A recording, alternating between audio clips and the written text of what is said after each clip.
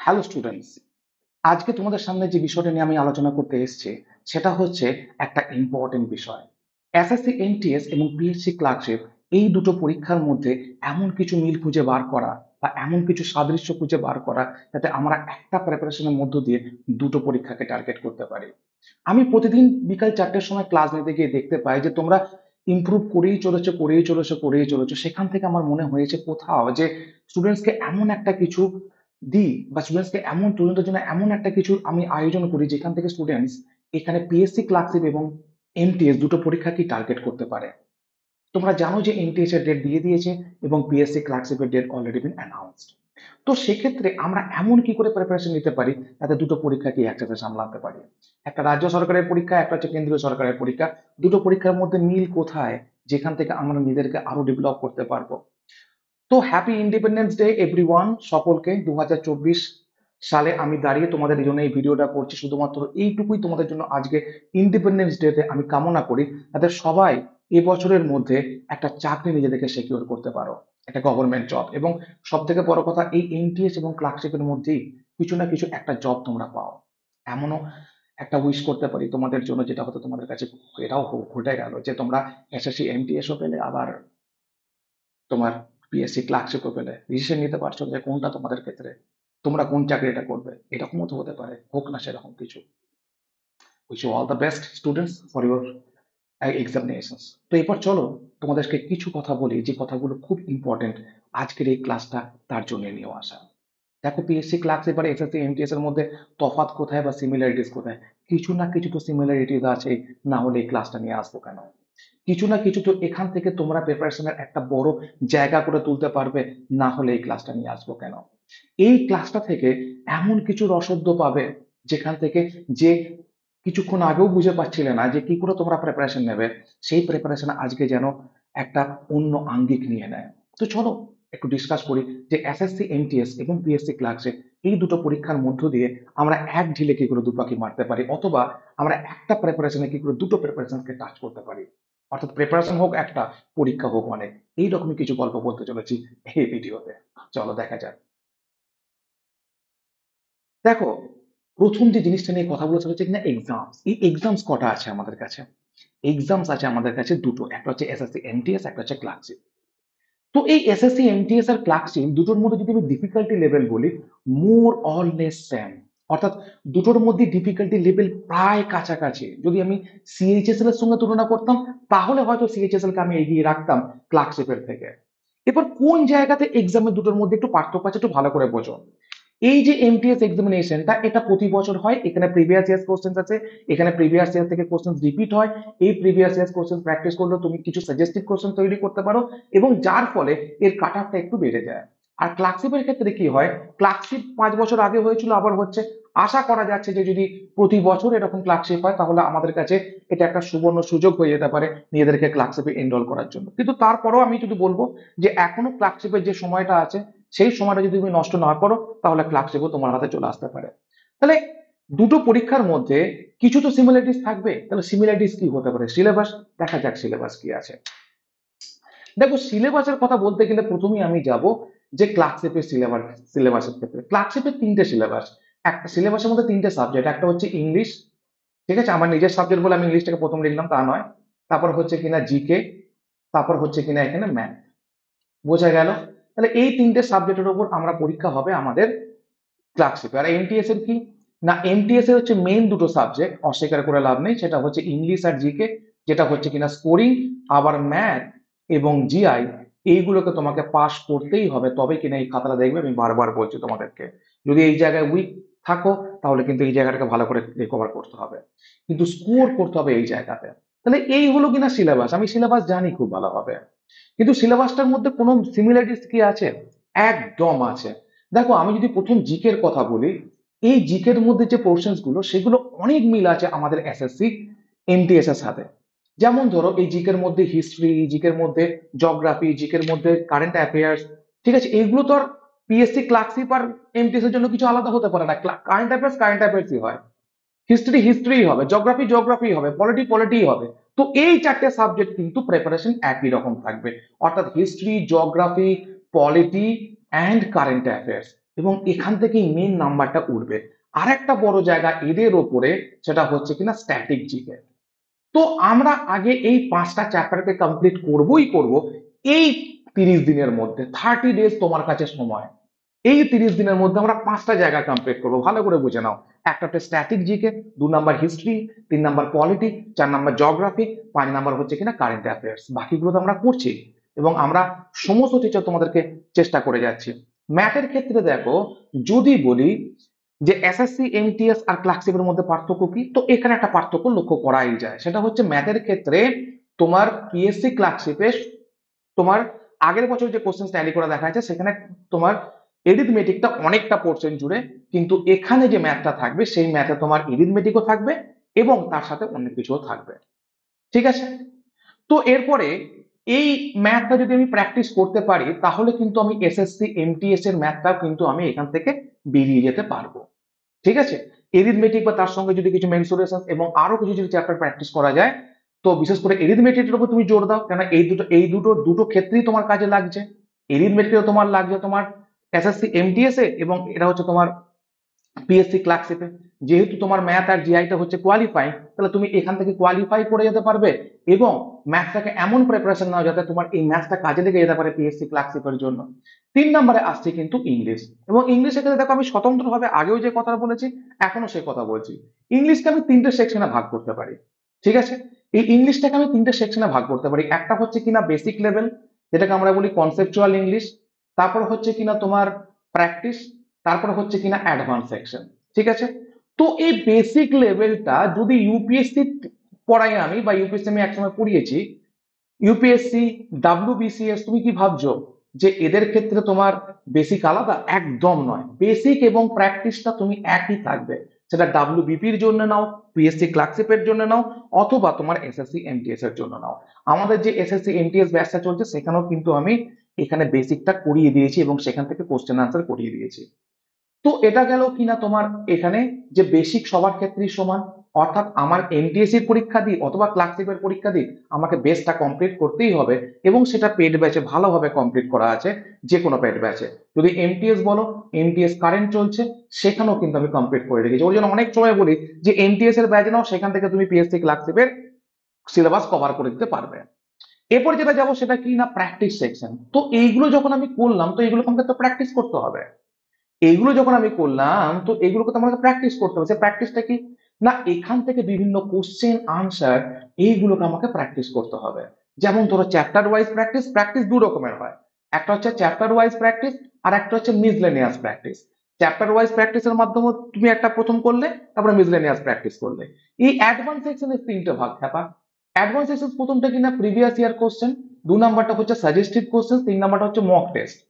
তো এটা সব থেকে ভালো হয়, এটা হচ্ছে এমটিএস এর ক্ষেত্রে প্রিভিয়াস ইয়ার কোশ্চেন প্রচুর আছে, এখান থেকে তুমি 35% ওপর কমন পাবে। তারপরে যেখানে suggestive question, previous year question পড়লে সাজেস্টিভ কোশ্চেন তৈরি করা যায়, এবং এবং হচ্ছে কিনা মক টেস্টও তৈরি মানে এখান থেকে প্র্যাকটিস করা যায়। মক টেস্ট কিন্তু সবার শেষে প্র্যাকটিস করবে, কিন্তু মক টেস্ট হচ্ছে মানে কি, তোমার অ্যাকিউরেসি কত, তুমি কতগুলো আনসার দিতে পারছো, তোমার টাইম ম্যানেজমেন্ট ঠিক হচ্ছে কিনা, এবং তোমার পরীক্ষা হলে যাওয়ার মানে পরীক্ষা হলে পরীক্ষা দেওয়ার জন্য, বা তুমি এখন পরীক্ষা দেওয়ার জন্য তুমি ঠিকঠাক পরীক্ষা ঠিকঠাক সময় শেষ করতে পারছো না, এই সব কিছু অনেক কিছু নির্ভর করে। তোমার টেম্পারমেন্ট কত, তুমি একটার পরে একটা কতক্ষণ সময় ধরে তুমি বসে থাকতে পারছো, কখন তোমার রেস্ট নিতে মন যাচ্ছে, এই সব কিছু কিন্তু মক টেস্টের মাধ্যমে টেস্ট করা যায়। ঠিক আছে? তো এবার সবকিছু প্র্যাকটিসের জায়গায় আমি যাব। তো এই হচ্ছে কিনা সিলেবাস। তাহলে তোমাদেরকে দেখো তফাৎ হয়ে যাবে কোথা থেকে না, এই যে basic section and practice section MTS এবং ক্লার্কশিপের ক্ষেত্রে এক, শুধুমাত্র মক টেস্ট এবং সাজেস্টিভ কোশ্চেন এই দুটো ক্ষেত্রে আলাদা, আবার প্রিভিয়াস ইয়ার কোশ্চেনটাও আলাদা। অর্থাৎ আমরা এই দুটো সেকশন দুটোরই কমপ্লিট করব। অ্যাডভান্স সেকশনটা এর আলাদা হবে, এর আলাদা হবে। অর্থাৎ এখন আমরা কিছুদিন যখন এমটিএস থাকবে ওই একটা মাস এমটিএস এর জন্য প্রিপারেশন নেবো, এমটিএস শেষ হয়ে যাওয়ার পরেই আমরা ক্লার্কশিপের জন্য প্রিপারেশন নেবো, বা ওই এমটিএস এর প্রিপারেশনটাই আমাদের ক্লার্কশিপে লেগে যাবে। 2 নাম্বার জায়গা কিনা ডিফিকাল্টি লেভেল। দেখো ডিফিকাল্টি লেভেল বলতে গেলে এমটিএস এরই বেশি, অস্বীকার করে লাভ নেই। ঠিক আছে? এমটিএস ইজ গ্রেটার দ্যান কিনা ক্লার্কশিপ। ঠিক আছে? তাহলে এমটিএস এর প্রিপারেশন যদি আমাদের ফোকাস থাকে, ক্লার্কশিপ কিন্তু বেরিয়ে যাবে। কিন্তু ক্লার্কশিপের মধ্যে একটা ট্রিকি ব্যাপার আছে যেটা এমটিএস এর মধ্যে নেই। ডাব্লিউপিএসসি যখন প্রশ্ন করে তার প্রশ্নের মধ্যে এত ট্রিকি ব্যাপার থাকে, যে ওই ট্রিকি ব্যাপারগুলোকে সলভ করতে গেলে তোমাকে প্রচুর পরিমাণে কোশ্চেন আনসার প্র্যাকটিস করতে হবে। আমরা কি মনে হয় যখন একটা চ্যাপ্টার পড়াশোনা করি তখন মনে হয় যেন আমরা সবকিছু জেনে গেলাম, কিন্তু কোশ্চেন আনসার ফেস করতে গিয়ে আমরা বুঝতে পারি এখান থেকে অনেক কিছু জানা হয়নি। তো সেটাই আমি তোমাদেরকে বলবো যে এমটিএস এবং ক্লার্কশিপের ক্ষেত্রে সব থেকে বেশি জোর দাও কন্টেন্টকে। এটা যেমন আমি প্রতিটা ব্যাচে জোর দিচ্ছি, যেমন ধরো আমার যে ব্যাচটা চলছে তোমার, ধরো এই যে ইংলিশে যেটা তোমার ফাউন্ডেশন ব্যাচ, ওই ফাউন্ডেশন ব্যাচে কন্টেন্টের ওপর প্রচন্ড জোর দেওয়া আছে, কন্টেন্টের ওপর প্রচন্ড জোর দেওয়া আছে ওখানে। ঠিক আছে? তো ওই কন্টেন্ট মানে কি, ধরো একটা চ্যাপ্টার শেষ করছি, সেখানে 100 থেকে 150টা করে কোশ্চেন করাচ্ছি, তাহলে ওই 150টা কোশ্চেন করে নেওয়ার পরে আমি তোমাকে চ্যালেঞ্জ দিতে পারি যে ওর বাইরে কিছু আসবে না, এবং তুমিও একটা কম্পিটিটিভ পরীক্ষা দিচ্ছ, তুমিও বুঝতে পারছো যে এর বাইরে কিছু আসা পসিবল নয়। বোঝা গেছে? বেশ। কাট অফ, দেখো কাট অফের দিক থেকে আমি যদি বলি যে এমটিএস অনেক বেশি এগিয়ে আছে। এমটিএস এর কাট অফ আগের বারে গিয়েছিল 150-এর মধ্যে 139, আর সেখানে ক্লার্কশিপেরটা গিয়েছিল কি না তোমার 65 আউট অফ 100। তার মানে আমার এখানে 65% গিয়েছিল, এখানে কিন্তু 80%, 85% ছাড়িয়ে দিয়েছিল। ঠিক আছে? তো এরপর দেখো কাট অফের ক্ষেত্রে এটা বেশি যায় কেন, এর পেছনে একটা রিজন আছে। তার কারণ হচ্ছে প্রিভিয়াস ইয়ার কোশ্চেন আছে, তার কারণ হচ্ছে এই এই পরীক্ষাটার মধ্যে একটা রেগুলারিটি আছে। ঠিক আছে? প্রতি বছর এই পরীক্ষাটা হয় একটা নির্দিষ্ট সময় এবং এটা হবেই হবে। 3 নাম্বার হচ্ছে এই সিলেবাস প্রিভিয়াস ইয়ার কোশ্চেন থেকে প্রচুর কমন পাওয়া যায়। তো এই জায়গাগুলো আছে, কিন্তু ক্লাসিফের ক্ষেত্রে যে অবস্টাকেল সেটা ভালো করে বোঝো। এক তো পরীক্ষাটা যদি প্রিভিয়াস ইয়ার কোশ্চেন প্র্যাকটিস করতে যাই, 3-4টে সেটের বেশি আমি প্র্যাকটিস সেশন পাবো না, তা হচ্ছে 2011-কে চলে যেতে হবে। 2 নাম্বার জায়গা হচ্ছে যে এখানে আবার একটা ডেসক্রিপটিভ আছে, যেখানে ডেসক্রিপটিভ আছে সেখানে কখনোই অবজেক্টিভটাকে কখনোই বড় করে ধরা হবে না। যদি মনে করে একটা সেকশনের মধ্যে পরীক্ষা হতো তাহলে দেখবে এটাও কিন্তু প্রায় 75-80 চলে যেত, আমি 80 না বললেও অন্তত 70-75 যেতই। ঠিক আছে? তো যার জন্য ডেসক্রিপটিভ যেহেতু থাকছে, তো সেই জন্য এখানে কি হবে, কাট অফটা কম হবে। কিন্তু আমি বলবো কাট অফটা তোমার এনটিএস এর ক্ষেত্রে দাম আছে, যেহেতু এনটিএস এর একটাই পরীক্ষা, কিন্তু ক্লার্কশিপের ক্ষেত্রে কাট অফের থেকেও তোমাকে খুব কম করে হলো 18 থেকে 20 নাম্বার বাড়িয়ে রাখতে হবে। যদি মনে করো 65 কাট অফ যায়, তোমাকে 85 পেতেই হবে। এই 85 তোমার টার্গেট থাকুক, কেননা যখন তুমি ফাইনালি যখন সিলেকশন পাবে তখন তোমাকে মোট 150 টার্গেট ধরে এগোতে হবে। তাহলে 150 মানে যদি 85 হয়, তাহলে এখানে হচ্ছে 5, 6, তাহলে 65 তুমি ইজিলি ডেসক্রিপটিভ থেকে পেতে পারবে। যদি এখান থেকে তোমার 25 থেকে একটু কমেও যায়, তাও তুমি 70 পেয়ে এটাকে মেক আপ করবে। এবং ধরো 150 না কাট অফ গেলে 140 যদি যায়, তখন তুমি সেটা পেয়ে যাচ্ছ। তাহলে বুঝতে পেরেছো? তাহলে এখন আর ডেসক্রিপটিভের জন্য বেশি প্র্যাকটিস করতে যেও না, এখন অবজেক্টিভটা কি প্র্যাকটিস করো, এটা হচ্ছে মেন মোটো। ঠিক আছে? অর্থাৎ আমি এমটিএসই দিই বা ক্লার্কশিপই দিই, আমার সিমিলারিটিস আমি বুঝতে পেরেছি ইংলিশের ক্ষেত্রে বেশি, জিকের ক্ষেত্রেও বেশি, ম্যাথের ক্ষেত্রে এরিথমেটিকটার প্রচুর পরিমাণে মিল আছে। ঠিক আছে? এবং তোমার জিআইটা তো তোমার নেই ইয়েতে, কি বলে যেন, পিএসসি ক্লার্কশিপে, কিন্তু তোমার এখানে আছে। ঠিক আছে? তো ওই সিমিলারিটিস আমি যাচ্ছি না। তাহলে এটা হচ্ছে অবজেক্টিভটাকে আমার তাহলে প্র্যাকটিস করতে হবে। কি করে প্র্যাকটিস করব?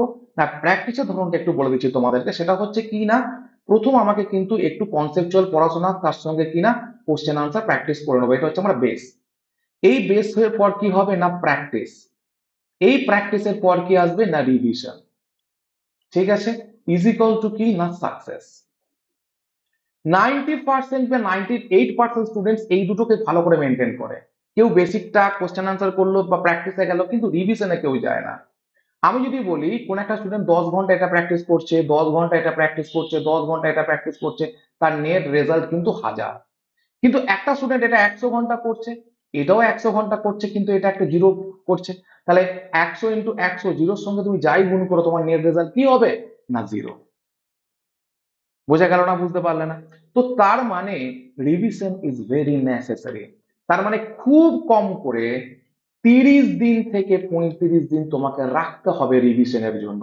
দরকার হলে তুমি অন্য কোনো চ্যাপ্টার তখন টাচ করবে না, শুধু রিভিশনের মধ্যেই তোমাকে রাখতে হবে।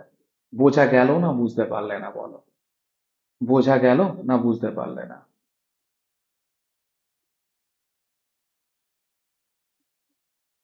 এই হচ্ছে কিনা মোটামুটি একটা সিনারিও তোমাদেরকে যেটা দেখালাম। ঠিক আছে? তোমাদেরকে যেটা দেখালাম সেটাই হচ্ছে কিনা একটা বড় সিনারিও তোমাদের কাছে রাখলাম।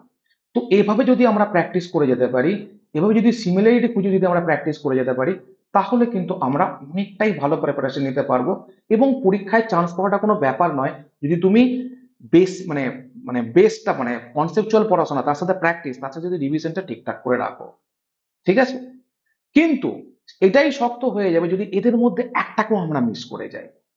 এটাই শক্ত হয়ে যাবে যদি এদের মধ্যে একটাকেও আমরা মিস করে যাই। তাহলে আজ থেকে আমরা ইন্ডিপেন্ডেন্সে একটা অঙ্গীকার নিতে পারি যে আমরা কিন্তু আর সময় নষ্ট করব না এবং কিন্তু পড়াশোনা করব, এবং পড়াশোনা করার জন্য যাই একটা পার্টিকুলার ওয়ে, একটা পার্টিকুলার পাথ। তার কারণ দেখো, তোমার কাছে এনাফ টাইম কোনো পরীক্ষার জন্যই নেই। ধরো এটা নভেম্বরে আর এটা তোমার সেপ্টেম্বর অক্টোবরে, তার মানে এই কদিনের মধ্যে যদি প্রিপারেশন নিতে চাও, তাহলে তুমি যদি এমটিএস এর ব্যাচ নাও, দেখো এমটিএস এর ব্যাচ অনেকটা কমপ্লিট হয়ে গেছে। আমি বলবো না যে অর্ধেক হয়েছে, অর্ধেকের বেশি হয়ে গেছে। তাহলে তুমি ওই কটা ভিডিও যদি ডেলি 4-5টা করেও দেখো, তাহলে 14 থেকে 15 দিনের মধ্যে তোমার সবকিছু সারা হয়ে গেল। বাকি তুমি লাইভ ক্লাসে যেমন দেখছো, এখন সাজেস্টিভ কোশ্চেন চলছে, সাজেস্টিভ কোশ্চেনের পর মক টেস্ট চলবে, তারপর আবার আসবে প্র্যাকটিস সেট, তাহলে এইগুলোকে আমরা লাইভে প্র্যাকটিস করব। এবং 4টের সময় যে ক্লাসটা নিয়ে আসি, সেটা পিএসসি ক্লাসিপ যারা দিচ্ছ এবং এমটিএস যারা দিচ্ছ, দুটোর ক্ষেত্রেই উপকারী।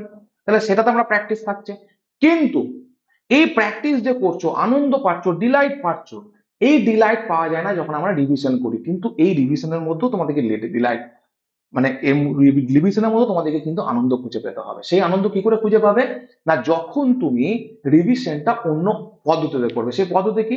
যেমন ধরো আমি যখন একটা পেড ব্যাচে পড়াচ্ছি, যেগুলো পড়াচ্ছি আমি জানি সেগুলো কি সাজেস্টিভ কোশ্চেন, সেগুলো কি মক টেস্ট, সেগুলো কি প্র্যাকটিস সেশন নিয়ে আসবো। যখন প্র্যাকটিস সেশনে সাজেস্টিভ কোশ্চেন মক টেস্টে তুমি আনসার দিতে পারছো, তখনই কি হচ্ছে, তুমি বুঝতে পারছো যে তুমি কতটা ইমপ্রুভ করেছো। এবার এই একটা তোমাদের সামনে এমন একটা কোর্স হাজির করছি এখন, যে কোর্সটা না টেক্সটবুক বাংলা কোনোদিন নিয়ে এসেছিল, না কোনোদিন আনবে। অর্থাৎ শুধুমাত্র ইন্ডিপেন্ডেন্স ডে উপলক্ষে এই অফারটা। অর্থাৎ এখানে তুমি পিএসসি ক্লাসিপও পাবে, অবজেক্টিভ প্লাস ডেসক্রিপটিভ পাবে, আবার এমটিএসও পাবে, আবার এসএসসি জিডিও পাবে, আবার তুমি রেলও পাবে, সবকিছু পেয়ে যাবে। অর্থাৎ সেন্ট্রাল গভর্নমেন্ট এবং রাজ্য সরকার যতগুলো ব্যাচ আমরা এখনো পর্যন্ত দিয়েছি সেগুলো, এবং যতগুলো ব্যাচ চলছে সেগুলো, এবং যেগুলো আসবে, সাথে পাস প্রো। কতদিন? না, মোট 18 মান্থের জন্য এই ভ্যালিডিটি। ঠিক আছে? তার মানে আমরা পড়াশোনা করব, প্র্যাকটিস করব, রিভিশন করব, মক টেস্ট দেবো, সবকিছু আমরা এখান থেকে পেয়ে যাব। কত টাকায়? 999 টাকায়। একবারই এই অফার এসছে, আসবে। আর যদি মনে করো পার্টিকুলার শুধুমাত্র বেঙ্গলের পরীক্ষার জন্য নেবো, পার্টিকুলার শুধু সেন্ট্রাল গভর্নমেন্টের পরীক্ষার জন্য নেবো, এটা সেন্ট্রাল গভর্নমেন্টের পরীক্ষা, এটা তোমার বেঙ্গলের পরীক্ষা, এবং সমস্ত মিলিয়ে হচ্ছে বেঙ্গল টাইগার। এই যে কোনো একটা কোর্স নিতে গেলে তোমাকে কি করতে হবে? তোমাকে টাইপ করতে হবে GOUTAM, এটা হচ্ছে কুপন কোড। এই কুপন কোডটা অ্যাপ্লাই করলে তবেই তুমি 999 পাবে, না হলে কিন্তু এটা অনেক বেশি থাকবে। এবং এটাও যদি না পারো, বা এটার থেকেও সব থেকে বেটার উপায় হচ্ছে 9476485711, এই নাম্বার আমাকে কল করে নাও। আমি তোমাদেরকে লিঙ্ক পাঠিয়ে দেবো, ডিরেক্ট লিঙ্কে গিয়ে ক্লিক করে নিয়ে নেবে। যদি কোনো প্রবলেম বা কিছু প্রয়োজন হয়, আমি তোমাদের সর্বদা হেল্পে আছি। ঠিক আছে? আজকের ক্লাসটা প্রচুর পরিমাণে লাইক অ্যান্ড শেয়ার করবে, এবং যারা দেখবে তারা অবশ্যই একটা কমেন্টস করবে, তাহলে আমি বুঝতে পারবো তোমরা কতজন ক্লাসটা দেখলে। Okay, so thank you so much for watching the session. Thank you everyone.